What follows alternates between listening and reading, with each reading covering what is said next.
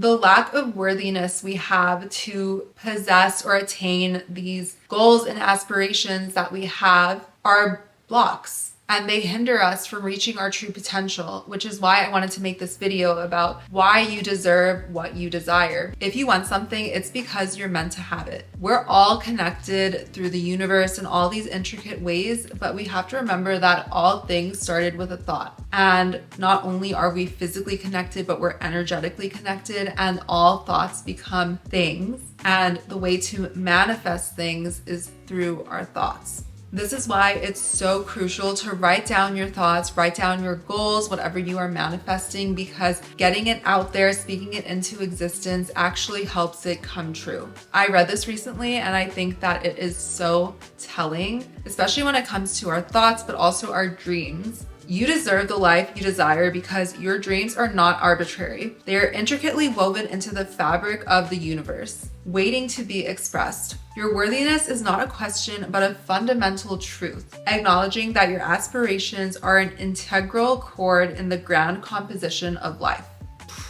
Wow. And it's true. We're connected to all living and non-living beings, to plants, to trees. If you see the shapes of certain organs and the plants that exist and what foods are actually healthy for us, if you think about your brain, walnuts are amazing for your brain. They look like a brain. Kidney beans and kidneys, just like all these different things that you can eat for your organs that are so similarly shaped to what just has naturally been composed in nature. And that's why you can't ignore the fact that energy is transmuted in all these different ways and thoughts land with us for a reason. Something else that I heard is actually from a book that I read, the same author of Eat, Pray, Love. It's called Big Magic. And in the book, she talks about ideas coming to us and inspiration that sparks each one of us. And inspiration is so fleeting. I remember being younger and always feeling so inspired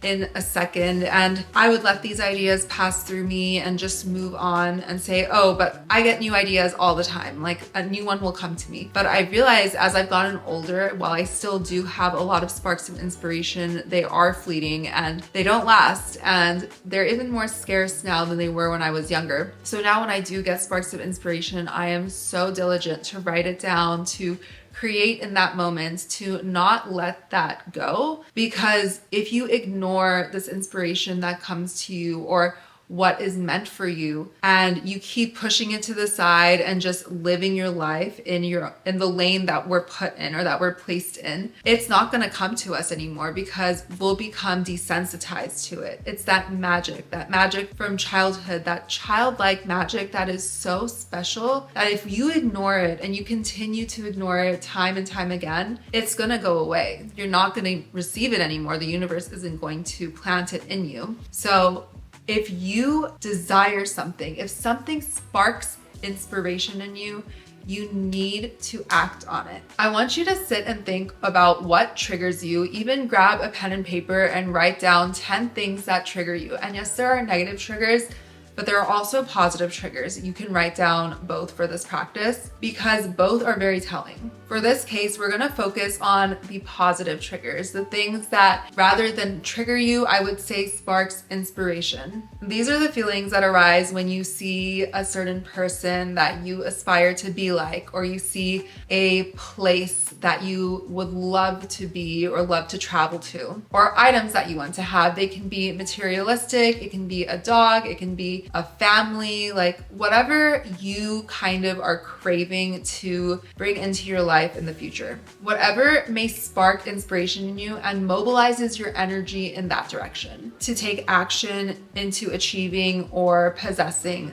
that tangible thing or figurative thing. The reason I wanted you to think about these things is because often we know what we want, we know what kind of brings us in and pulls us towards it, but then we end up facing our own limiting beliefs.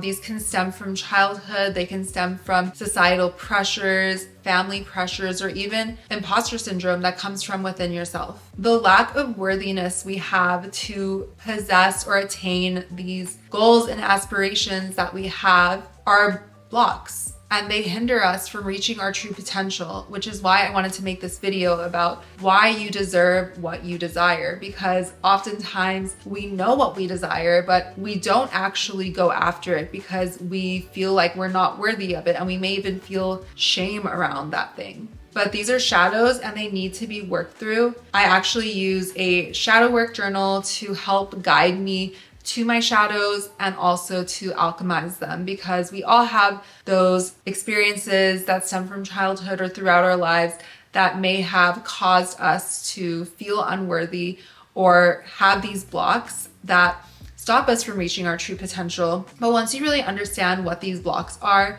and how you can alchemize them and where they stem from, you can work past them more easily. This is the shadow work journal. I'll share it in the screen right now that I use. I absolutely love it. I actually started by using Kayla. She's the one who made this journal. She actually lives here in Austin too. We've met in person once, which was really cool. But she made another journal that I made another video on called the 369 Manifesting Journal. That method is also extremely powerful. Both of these will be linked in the description if you're interested, but this is so necessary. Shadow work is so necessary to really get past those limiting beliefs so that way you can get through those blocks, because we all have blocks and stuff, whether they're energetic or physical, that are stopping us from reaching our true potential. But once you get through those, you can reach your goals and attain the life that you desire. Because like I said, if you want something, it is not for no reason. Like, it's because you are meant to have it. Consider your desires, dreams, and aspirations as waves of energy, each emitting its own resonance. These frequencies, when aligned with the universal rhythm, create a powerful symphony. Your thoughts and intentions become part of the cosmic dance, calling for manifestation. So this is your reminder. If you have a thought, it doesn't go without reason. Everything happens for a reason. Write them down and know that you are meant for that life. Don't feel like you are not worthy of it. It may seem far off, but work towards those goals. Take the steps every day to move the needle in that direction, and it will happen. I'd love to know your thoughts on this down below. I know it may be a little hard to grasp, but always remember, you deserve the life that you desire. I'll see you guys in the next one.